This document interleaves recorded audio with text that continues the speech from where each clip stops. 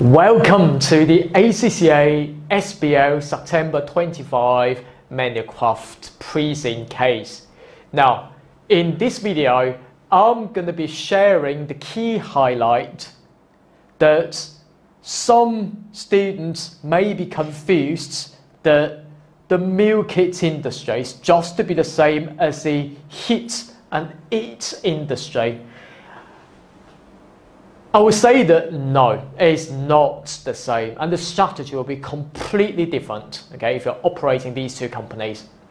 Now, just a kind reminder that all of our Preseen application lectures are fully updated into 8 sections, as we can see, into 4 hours in total, covering my Preseen application notes, 134 pages, and giving you everything that you need, both from commercial point of view and from the exam techniques point of view, where I will be going through the majority of the syllabus areas with some of the tipped areas and questions, and making sure that you're fully prepared for the upcoming sitting exam.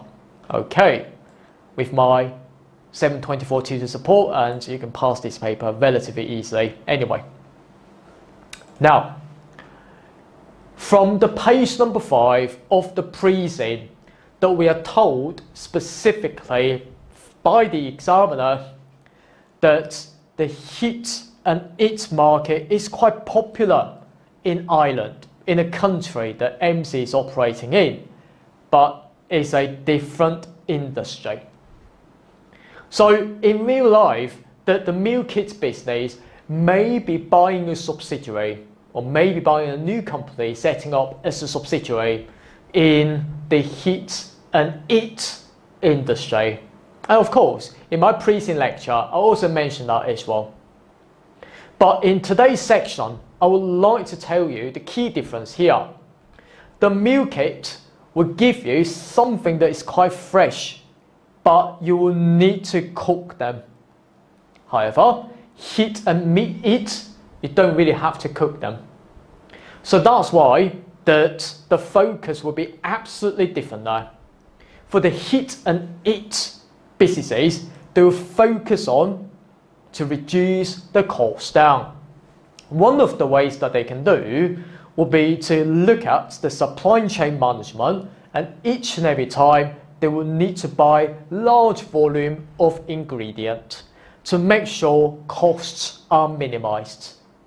And the way that they sell these products will be through the supermarket, which means the retail sales. So if that's the case, then this means that the key turning point for these businesses will be to secure retail shelf space. They will need to improve the downstream supply chain, i.e. with different supermarkets. But at the same time, they will also face a lot of problems. For example, the liquidity problems, particularly if a supermarket is not paying them on time. However, for meal kit businesses, for example, for the MC company, it's different. All we are focusing on would be the after-sales service to make sure that the subscription will be lasting longer, which means to reduce the churn rate, which means churn rates, i.e. that the number of customers stopping subscribing your product. Okay, so reducing that rate, okay, so that's important. So this is why the meal kit businesses will be more focusing on the after-sales service in the porter's value chain. Now, in terms of the supply chain management, I will highly recommend the meal kit business to use something called the just-in-time, or the JIT inventory management system.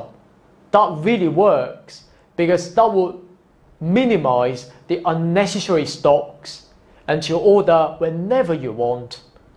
But the key disadvantage will certainly be you may lose possible discount from the suppliers, unless that your bargaining power is quite high and you can argue for a discount.